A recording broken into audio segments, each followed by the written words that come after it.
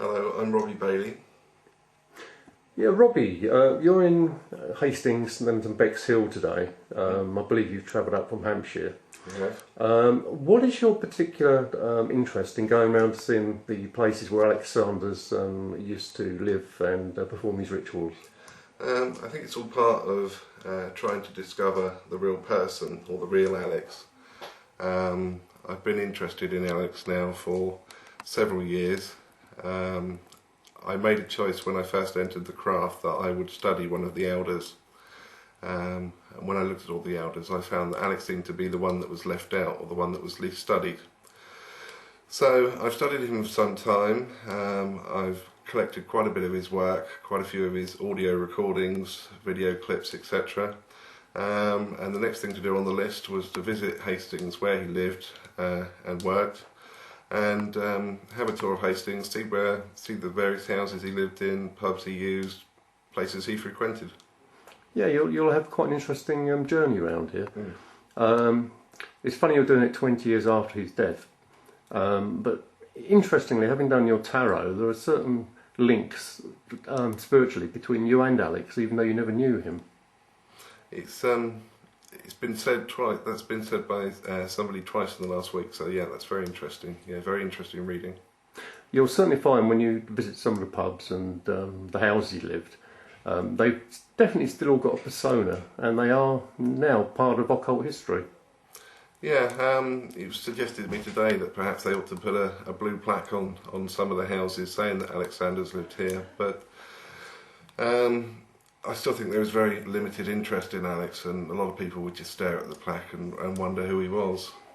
I think you'll find that, I mean, people in Hastings do remember Aleister Crowley, obviously, but mention Alexander's, and he does seem to have disappeared into the mist, if you like. But you know, with genuine occultists, a lot of people do make this pilgrimage. Yeah, it seems nowadays there's actually more interest in Alex abroad, maybe in America, Australia, and in Germany, which I know was one of his favourite places. Yeah, I believe he travelled there a few times. The last trip he had, he was hoping for a hotel, but they ended up camping, which didn't do his back any good. No, I'm sure. Okay, many thanks.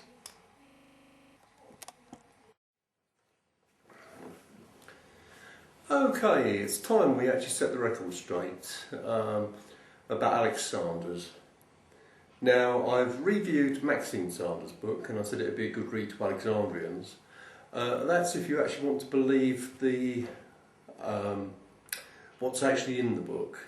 I won't comment apart from saying again that there's one particular comment she made about me, that we were releasing his funeral tape and all that sort of thing. Now, I'll emphasise here, this was Alex's request. It's a few things have been coming out on the internet that in Alex's last days, he didn't know what he was doing, and he was actually going around the bend. This is absolutely not the case. This is pure invented hearsay, because myself, Derek Taylor, and my ex-wife actually did conduct the last interviews with Alex, and it gave him a buzz. He was very happy with it, and it was definitely him that wanted it done. And he knew that I would actually be the one that could actually keep his name going.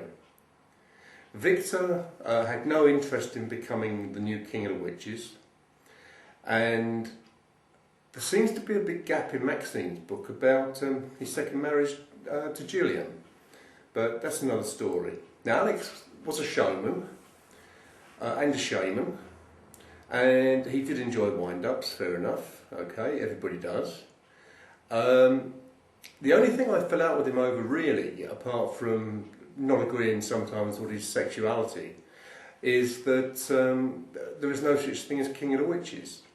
And some of the Wiccans out there, and I've called them a few other things on one of my websites, say that I'm calling myself the King of the Witches. Absolute rubbish. There's no such thing. And I will say here that I'm Alexandrian or Gardnerian.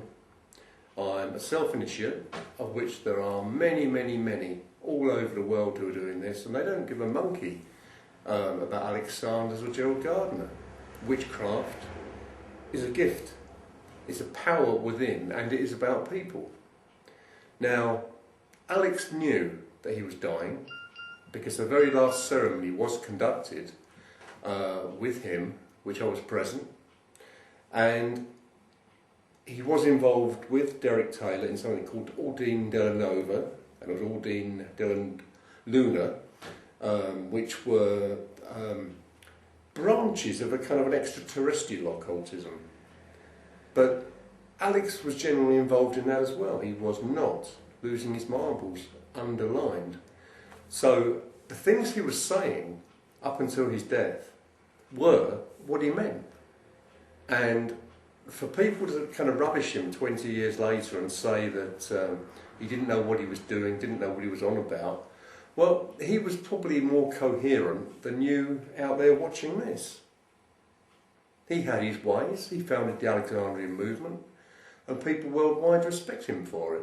So I say, any man that does that sort of thing, good luck to him. But let's stop all the bicker and bitchcraft that's going on, and get on with the real life. So to all you Alexandrians out there, and you Gardnerians, make your own mind up. But Alex believed in what he was doing, whether it was towards the end, halfway through, or in 1964 when he first decided to come public. So, you know, he's a valid part of the craft, his own version, as Gardner was. But in sincerity, you've got to find your own way and your own path, and the only way you'll find that is inside you.